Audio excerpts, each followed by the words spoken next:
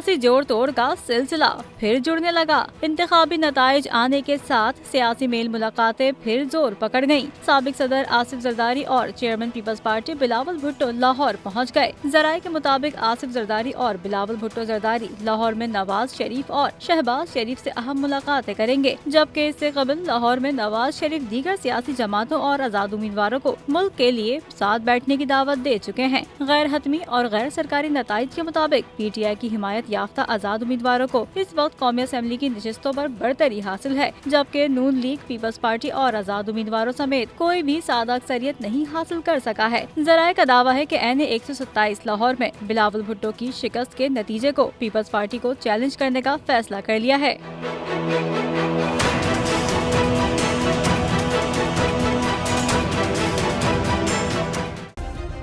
Subscribe करें और bell दबाएं ताकि कोई खबर रह न जाए।